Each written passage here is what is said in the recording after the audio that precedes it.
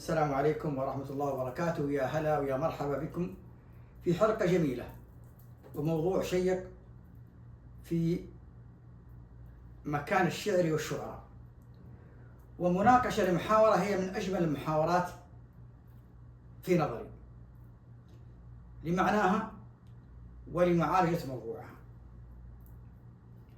أي محاورة لها عنصران هامان،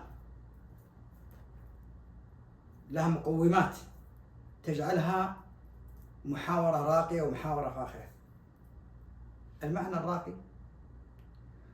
والشعراء اللي يعالجون هذا المعنى. كل ما كان المعنى يعالج بأسلوب راقي وبإيماءات وبمدلولات جميلة، كل ما كانت المحاورة على مستوى عالي من الذوق. لأنه في نظري كشف المعنى بصورة فاضحة ما هو شعر وليس محاورة، أنا أعتبره كلام عادي له قوافي فقط. لكن معالجة الموضوع بتغليف وبرموز ومعطيات أنا أعتبره هذا هو الأسلوب الصحيح. عندنا شاعرين في هذه المحاورة. الأول هو ركن من أركان شعر المحاورة بلا شك، وركيزة من ركائز شعر المحاورة، ولا يمكن أن يذكر شعر المحاورة بدون أن نذكر مطلق بن حميد الثبيتي، الأديب المثقف، شاعر بكل معنى الكلمة وركن من أركان شعر المحاورة. التقى مع الوالد الله يغفر لهم ويرحمهم أول ما تقابلوا في مكة، ولعبوا مع بعضهم فترة من الزمن. بدأ المطلق سافر لخارج المملكة إكمال دراسته، ثم لما عاد التحق بجامعة الرياض، اسمها جامعة الرياض اللي هي جامعة الملك سعود، كعضو هيئة التدريس فيها، ثم ابتعد شوي عن الجبرتي، والجبرتي ابتعد عنه بحكم ظروف عمل المطلق. لكن إذا جاءت مناسبات، أعياد، أشياء كذا يتقابلون. جامعة الرياض اللي هي جامعة الملك سعود تبنت فكرة إحياء شعر المحاورة باحتفال سنوي، وتدعي له شعراء من المملكة ومن خارج المملكة، من الخليج. أنا أتوقع والله أعلم أن المطلق الثبيتي دور في هذا الشيء، بحكم أنه أحد عناصر شعر المحاورة وموجود في الجامعة، فربما أنه أثر في تبني هذه الفكرة، أو ربما. عموما سنة من السنوات حضر الجبرتي مثل بقية الشعراء في منتدى جامعة الرياض، جامعة الملك سعود، للشعر، شعر المحاورة، ولعبوا. لكن اللي حصل صارت في إشكالية في هذيك السنة، وعلى هذه الإشكالية منعت المكافأة من الشعراء،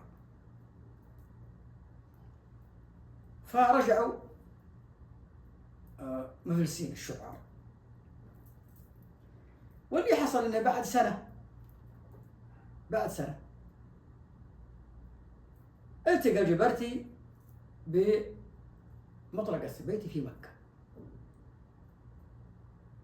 مطلق الثبيتي حاضر والمعنى حاضر، والجبرتي لا يمكن يترك مطلق في هذه المناسبة دون مناقشة.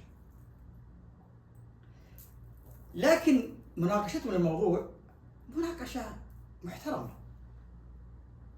يعطون رموز ومعطيات، كل خصم يعطي واحد ثاني رمز، والثاني يسري على هذا الرمز، يمشي عليه ويروح ياخذ معه مجال، ونفس الشيء يستقبل الرمز من الرموز ومدلول من المداليل، من الدلائل عفوا، ثم يبني على فكرته.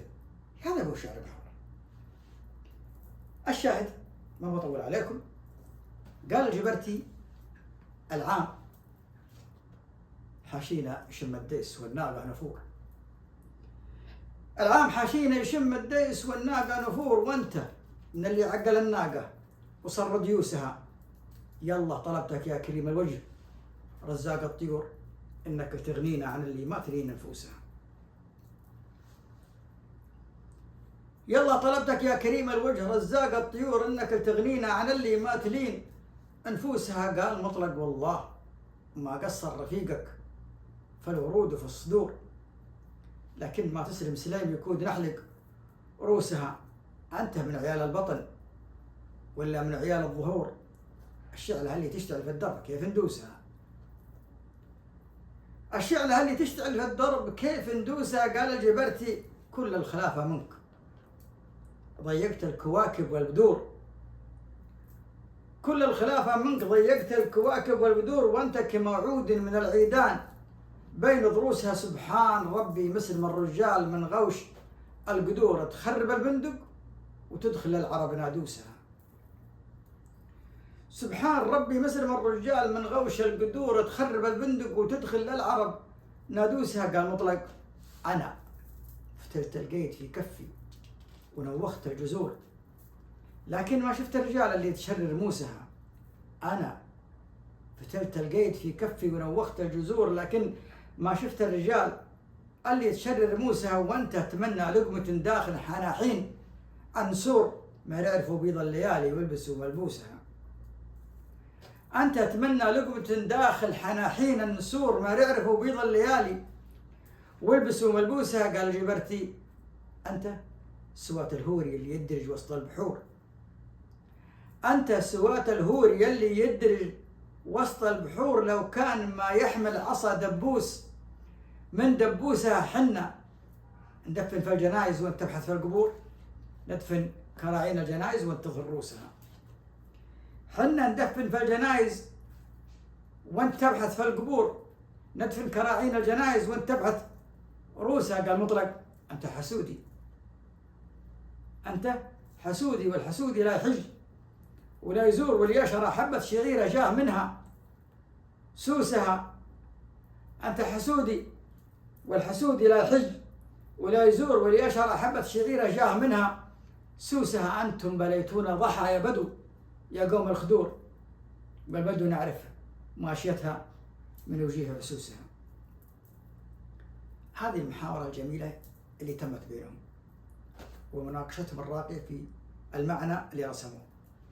أسأل الله أن يغفر للشاعرين محمد بن شريف الجبرتي ولمطلق الثبيتي وجميع الشعراء وجميع المسلمين. نراكم على خير. السلام عليكم ورحمة الله وبركاته.